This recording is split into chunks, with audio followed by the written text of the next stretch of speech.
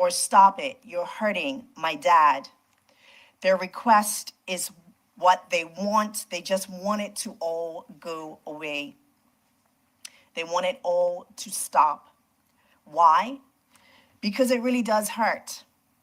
When hurtful behavior cannot be controlled or calmed, it teaches children and people how to act and how to behave. And this is the vicious cycle of destruction. We do know behavior of domestic abuse can be changed, can be reversed, and can be stopped. This is the impact we want. This is a story of recovery we want for our community. We must ensure that no child grows up believing that this is the normal cycle. Since 2021, the Ministry of Youth, Social Development, and Seniors has prioritized supporting victims and survivors through meaningful action. For 2025-26 financial year, the Ministry of Youth, Social Development, and Seniors has allocated $150,000 for the Center Against Abuse and $75,000 for Home to Support the Transformational Living Center program for mothers and children, previously provided through the Women's Resource Center, providing essential services to those impacted by domestic abuse. These funds have helped to ensure that assistance is available when and where it is needed the most. We also recognize the need for immediate financial relief for victims escaping abusive situations. Through the Department of Financial Assistance, the Short-Term Relief Benefit Act of 2024 was legislated to provide temporary support to individuals and families to secure safety and stability while longer-term solutions are arranged. Although this allowance is being reviewed for improvement, it continues to play a vital role in helping domestic abuse survivors rebuild their lives. But our work does not stop at responding to harm after it occurs. We must also focus on prevention and rehabilitation. That is why the ministry has committed the introduction of the Domestic Abuse Perpetrator Services, designed to provide intervention and treatment to individuals who have used violence or control within intimate relationships. In 2022, Safe Lives UK, a charity dedicated to ending domestic abuse, conducted a comprehensive review of Bermuda's domestic abuse landscape using a public health approach. Their findings made it clear to truly break the cycle of violence, our response must address not only the needs of the victim, but also the behaviors of perpetrators. Following those recommendations, we issued a request for information last year, and through the collaborative work of the Multi-Agency Risk Assessment Conference, or MORAC, 2 service providers, Area Solutions and MASK, were selected to participate in delivering these vital programs. The new initiative will launch in autumn of 2025. We will begin with Area Solutions offering its Abusive Perpetrator Evolving to Change program. This 26-week intervention combines education, accountability, and behavioral therapy to promote real, sustained change. By addressing the root causes of abusive behavior, we can foster rehabilitation, support families, and ultimately create safer homes and communities. The ministry has allocated $200,000 for the first year of implementation, ensuring that these services are accessible, monitored, and evaluated through a clear performance indicators. This investment represents not only a financial commitment, but also a moral one to hold offenders accountable while offering them a pathway towards change. Alongside these developments, the MORAC Committee has worked diligently to frame Bermuda's 5-year domestic abuse strategic plan. This plan, grounded in the recommendations from Safe Lives, represents a truly national effort involving government agencies, community organizations, and advocacy partners such as the Center Against Abuse, the Women's Resource Center, and One Love. The plan is structured around 6 priorities: multi-agency collaboration and governance, risk assessment and early intervention, support services for survivors, accountability and rehabilitation for perpetrators, awareness, education, and community engagement, data collection, and monitoring. In the coming weeks, we will share a draft strategic plan through the Government Citizens Forum website for consultation. We encourage members of the public and stakeholders alike to share their perspectives, ensuring the plan reflects the needs and the voices of its citizens of Bermuda. From the beginning, our approach has been guided by collaboration between ministries, agencies, and community partners. Domestic abuse is not a single department issue. It is a whole of a society challenge that demands shared responsibility and coordinated action. As we mark Domestic Abuse Awareness Month, I wish to acknowledge the courage of survivors, the dedication of service providers, and the commitment of our partners. Together, we are building a system that not only responds to violence, but works to prevent it, one that fosters healing, accountability, and hope. Let us continue to stand, to speak out, to support, and to strengthen the fabric of our community until domestic abuse has no place in Bermuda. Now, I'd like to welcome our Attorney General, the Minister of Justice, Senator the Honorable Kim Wilkerson, to make remarks.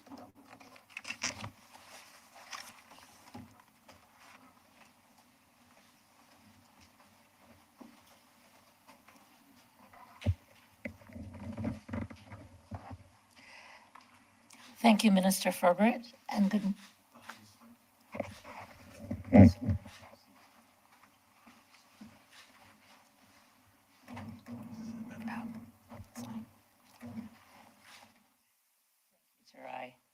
Thank you, Minister Furbert, and good morning, everyone.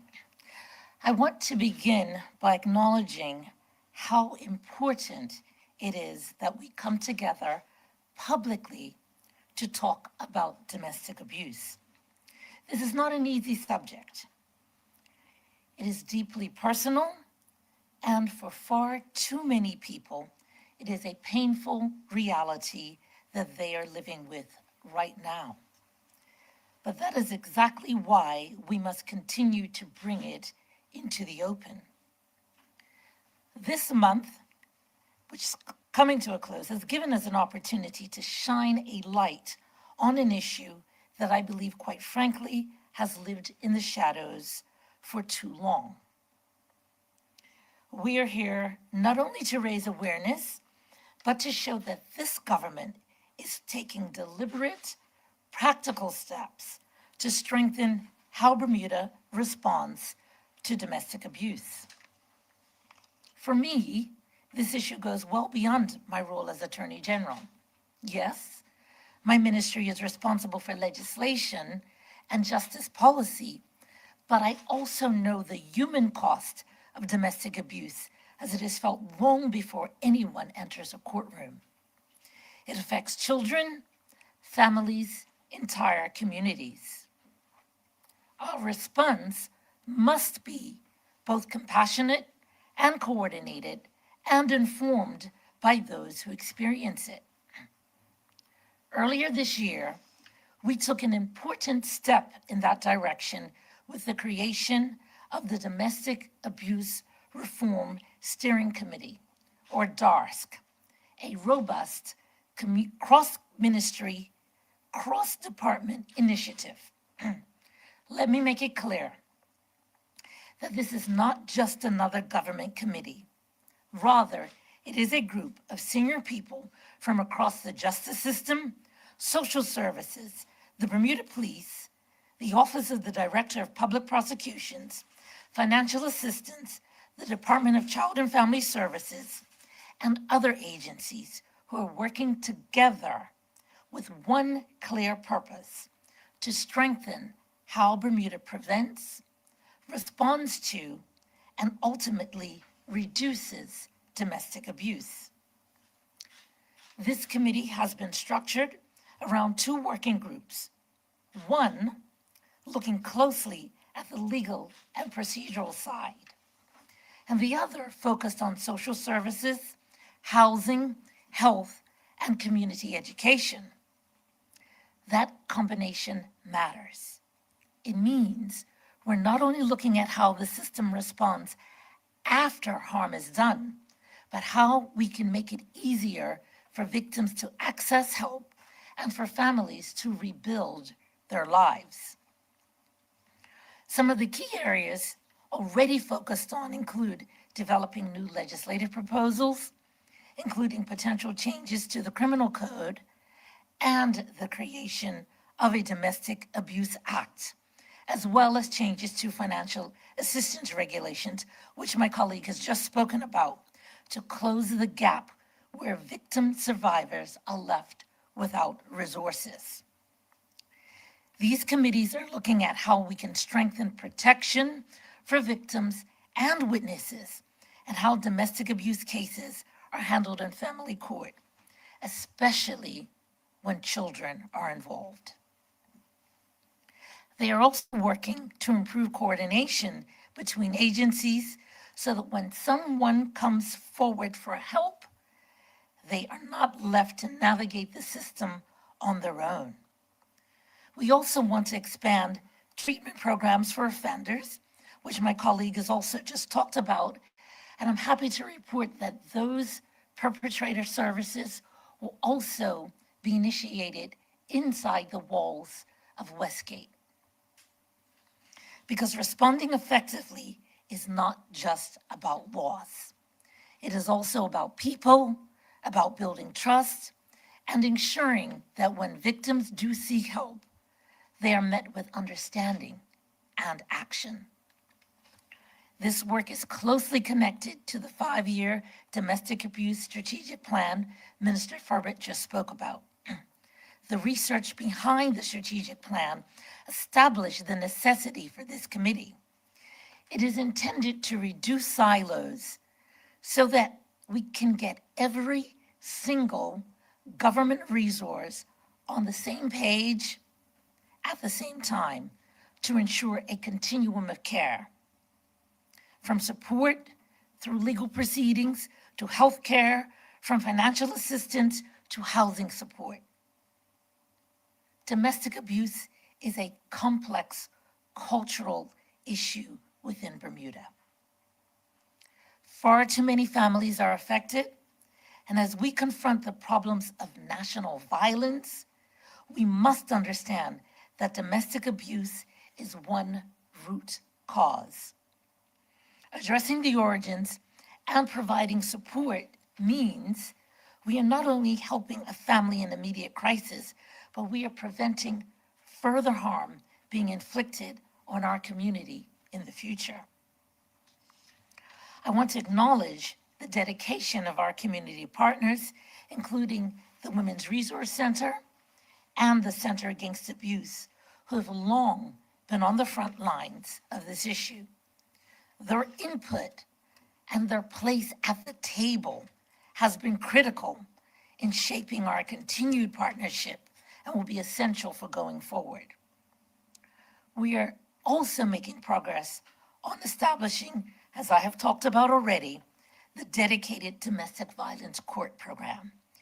This is an important development that will ensure that these cases are handled more sensitively and more efficiently, and that victims receive timely support and fast-track trials. All of this matters because behind every statistic, behind every policy, and behind every piece of legislation are real people. There are men and women who've endured harm and children who have witnessed it.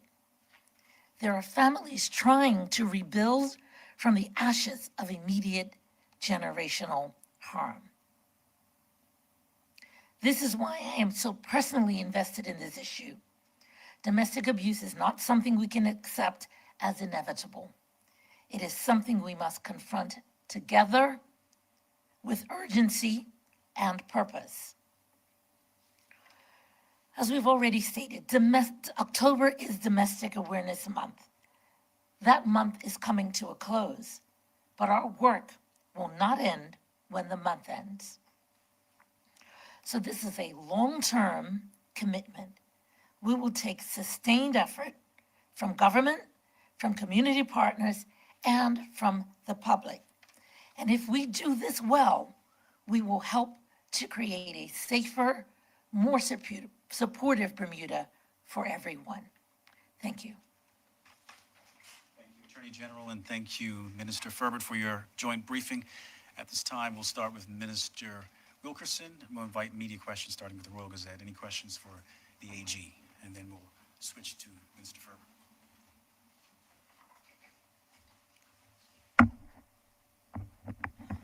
Good morning, Minister. Good morning. Thank you for the update.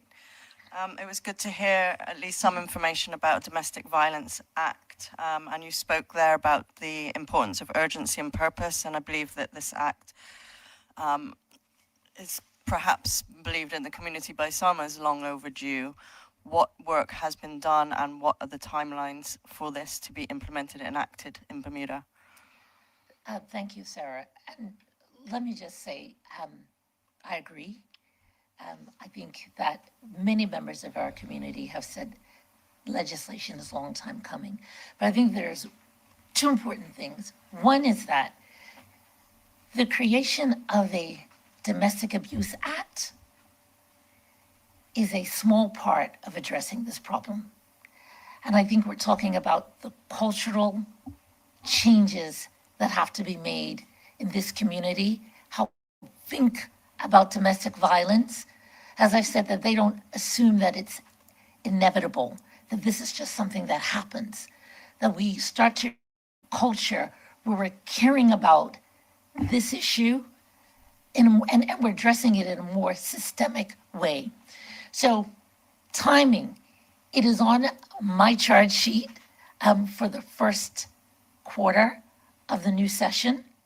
So we believe it's by summer of next year that legislation will be in place. In place, okay. Yes.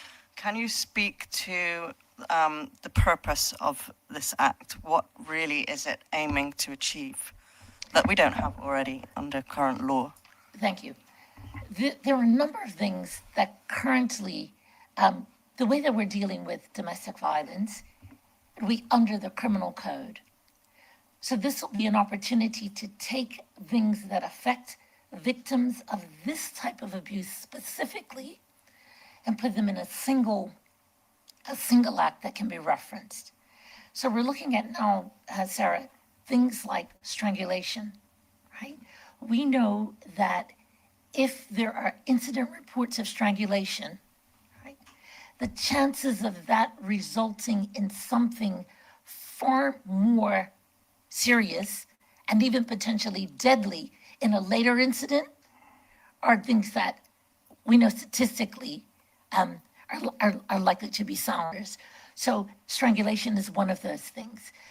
The other, currently, we're not treating children who witness domestic violence as the victims themselves.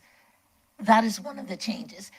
So I don't want to get in front of ourselves in terms of consultation, because we are still doing some consultation on what that act will look like, and a broader consultation. So we've, as I've already said, we've had sit-downs with our major partners, with the Center Against Abuse, with the Women's Resource Center, certainly within DARSC, which is what that committee's work will be doing. So we will be able to report more on what that looks like when drafts go out for consultation. Okay, thank you. And is there any information or update you can give me in terms of a safe house or safe houses that might be in the works of being created? I think I'll leave that for Minister Furbert. She'll be able to answer the question. Okay, just one more question then before we swap. You mentioned that the relief fund was being reviewed. Can you just elaborate? What is it going to remain in place? Is it going to go up, down, or what kind of review are you doing of that? That is also for Minister Furbert. Sure. Okay, thank you. But I would say we recognize that this is so important that there will be no time for a relief fund to go away. Uh-huh. Yeah. Okay, well, any elaboration on what you're reviewing would be great. Thank you, Sarah. I have a question from Bermuda Broadcasting Company.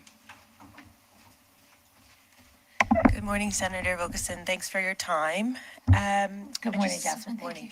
you. Just wanted to get back to the changes around this specific Domestic Violence Act.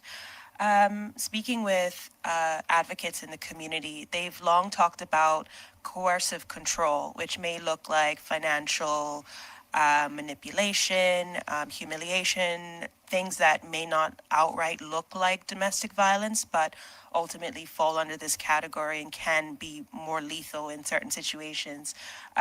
Is the ministry looking to bring Bermuda's legislation in line with UK, US, Australia, and Canada's codes when it comes to that sort of abuse? On the question of coercive control specifically, absolutely yes. Okay. So you'll be consulting with how to bring Bermuda in line with international standards? Well, I think it's a bit of a misnomer to suggest international standards. I think what we do in Bermuda has to be culturally relevant. It must track in accordance with our own data, our own incident reporting, but it is always useful to be able to look to other jurisdictions and to see how it's worked and also how it hasn't worked. Okay. When it comes to the number of domestic violence cases before the court, do you have a general estimate of how that varies, what that number is currently? I don't have that number. I don't have that number at hand, Jasmine, but we can get that information. No problem. Thank you. Another concern that also tends to come up when talking about domestic violence is victims may be coerced or may voluntarily withdraw their statements. Is there any further protections that can be done to, legally, encourage victims to keep their statements? And I just wondered what your thought was on that process. Absolutely. We recognize that domestic abuse is a particular situation where a victim may not want to proceed with a prosecution, and also they may not want to testify.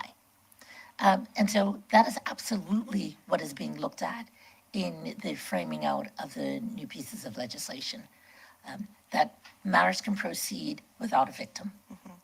I just wondered if you could identify for us, what are the cultural roadblocks that are preventing us from addressing domestic violence in this community?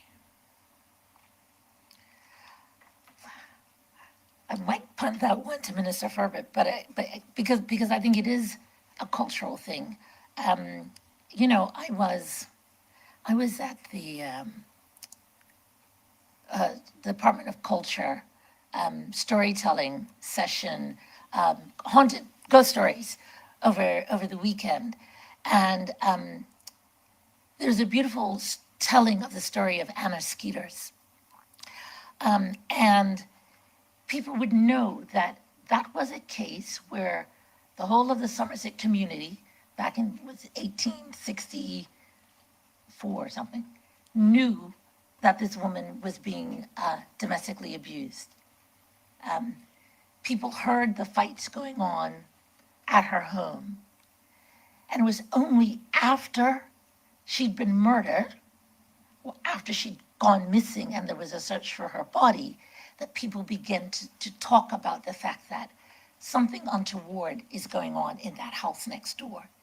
So that's the kind of thing, people are looking to the legislature, right, to make changes. We can make legislative changes, but that kind of cultural change has to happen with people. And members of our community have to say, what can I do in the place where I am, where I sit, to shine a light, to raise my hand when I see something happening? It's for the teachers in a classroom. If a 5-year-old is coming to school and they're sleeping all day, maybe something unsafe is going on in that home. Can that teacher ask a question, right? So do we treat it more sensitively? Yeah? So I think that in all those ways, our society can be better if people would really take up the mantle and just be a minder.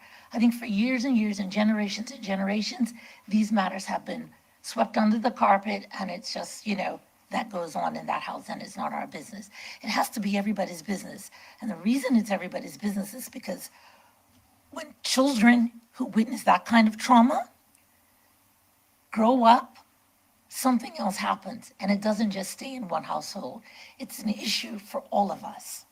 I got that reference because I read that story in the Promethean. Thank you for mentioning it. Just lastly, when it comes to, you mentioned screening, being able to identify abuse or any sorts of signs of it, will there be a push to mandate that sort of training with school teachers, with court officials, with, those in the public sphere that are interacting with the community? So part of the work that DARSC is doing right now is ensuring that that training happens for all of the people, at least in the governmental agencies. So, and we've heard it, people will say, please come out to a call, and maybe the response is not as sensitive as it could be. Maybe there's something that they didn't recognize, that they've overlooked. And I've had the police commissioner at my table, and we're talking about these things. The instances, for example, of cruelty against animals going up.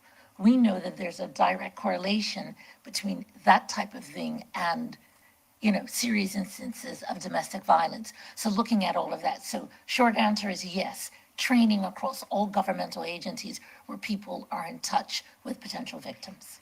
Thanks for your time. You're welcome. Thank you, AG, for your presentation. And we'll now invite Minister Furbert to take a few questions, starting with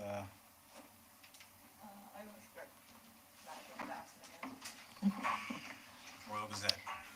Thanks, Terry.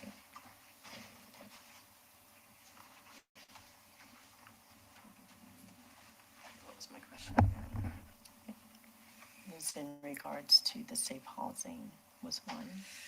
Yeah, I did ask about the safe housing. Any update you could give on that, please? Sure. So the Ministry of Youth, Social Development and Seniors works very closely with the Center Against Abuse, who does provide safe housing options. What we find is that safe housing more recently and years in the past is used less frequently because most clients are opting to remain in their homes with the use of a domestic violence protection order. But for those persons who do require safe housing, we do have, through Center Against Abuse, we have rental properties in which someone who requires that particular service can be housed in a home in the community, rental property in the community until they are able to return to a safer option for them. Is there anything like specific for children? I don't know if they need to be removed from a household. So the Bermuda Police Service, again, is an agency who we work closely with. There is a case of domestic abuse that has been flagged on one of their calls, that they do share that information with the Department of Child and Family Services, in which the Department of Child and Family Services will do an investigation and also will offer counseling services for children as well as their parents. Okay, great. And then the other question I'd asked is about the relief fund and that it's being Yes. reviewed. Can you just say what that review is about? Yes, so we would know that this year, the end of last year, this year was the first time that we introduced a short-term relief benefit as it relates to domestic abuse. We have to, what we're currently looking at is making the application process a little bit more streamlined because we're noticing that applications that come in are incomplete. We are also, the feedback that we are getting is the types of documentation that is required for verification. We're having discussions around what that looks like. And we are also, there needs to be an understanding of the cycle of abuse, meaning there are times when persons will return back to that same situation doesn't mean that, that person deserves to be abused again. But we do understand, and getting our, people who work with persons who are experiencing domestic abuse to understand that those occurrences can sometimes happen. And also the time frame that it takes for someone, particularly when they have young children, and they need assistance with the finances, looking at the time period in which they're able to receive those funds. And I might have missed this, but we were talking about training from Jasmine's question, and you were talking about government agencies. You're including teachers, school teachers, that sort of thing, to identify in the classroom and school environment. Yes, so the Center Against Abuse, again, an agency, as well as the Department of Child and Family Services, do offer training opportunities in the community. I know they have worked really hard to work with the Bermuda Police Services around sensitivity training, but those training opportunities are available for our educators as well. Okay, thank you. You're welcome. Thank you. Here's Bermuda Broadcasting. Good morning, Minister. Thanks for your statement. Just staying with the financial assistance short-term funds, I wonder if you're able to explain the process for us. Does one need to show proof that they are victims, or are they referred from another service? How does that work? Yeah, so there is an application process. There's an application for the short-term relief benefit, which someone would have to fill out the forms. They would also have to indicate for the area in which they are looking to have support from that particular legislation. There is verification documentation such as police reports. Also working with any agencies such as the Women's Resource Center or the Center Against Abuse. So those are sort of verifying documentations that someone would have to provide, to share their experience as it relates to domestic abuse. And are they supported through that application process? It sounds like it could be quite stressful. Yeah, so the Center Against Abuse, and I'm sure the Women's Resource Center provides support with that process. So, what I want persons who may have to utilize that particular service to not think that they are out there alone. And I know it can be very challenging because people like to keep things to themselves, but that those services are available to support them through those processes of the short-term relief benefit.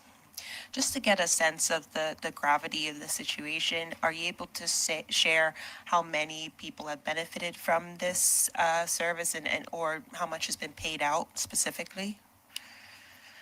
We're actually working on the annual report as it relates to the short-term relief benefit. So I have not shared that information yet with my cabinet colleagues, so prefer to hold off on sharing that information publicly. But there is an annual report that will be done every year as it relates to the short-term relief benefit. Understood. Are you able to say, going back to the domestic abuse perpetrator services, that's in the works, did you mention? That is in the works. We are at a place where we will be accepting referrals for that particular program, which could come by way of the Department of Child and Family Services, by Aging and Disability Services, by really anyone in the community who wants to access that particular service, but also court orders as well. Yeah, that would be my next question. Would it be compulsory for those accused or convicted of this kind of behavior? I just wondered, how is it being enforced? So yes, it can be an order through the court, which would be a level of enforcement, but also I spoke about key indicators earlier in my statement, where we will be actually tracking the completion rates, as well as change in behavior, as well as reoffending rates, self-reporting, and individual assessments of improvements. Yes. I think just generally, are you seeing, since we've had the mark, referrals, assessments been done overseas with Save Lives UK, are you seeing any marked changes in reference to the attitudes towards domestic violence and how the community's responding to it, and perhaps how victims are responding to it? Are you seeing more people willing to take action to help themselves? The awareness piece, the awareness and education piece is a vital piece to this particular issue that we see. You'll see videos going around in the community with people fighting, right? That is a type of violence. It is a type of physical violence. And then people also get confused that maybe words or you talk about coercive behaviors are not as harmful as physical behaviors. And it usually starts with emotional or coercive words that then goes into physical harm. And so we want our community to be aware that one is not left without the other, and we should take both of those behaviors as being very serious, and we should not tolerate one being more important over the other. Yeah. Sorry, you just jogged my memory. Just as a follow-up, we've seen anecdotally a lot of videos of women, girls taking part in this violent action. Is this being a concern? Is the ministry doing anything to address it? So the Perpetrator program is applicable to males and females. Okay, thank you. Thank you, members of the media, and thank you again to Ministers Furbert and Wilkerson for your briefing today. And that concludes today's media conference.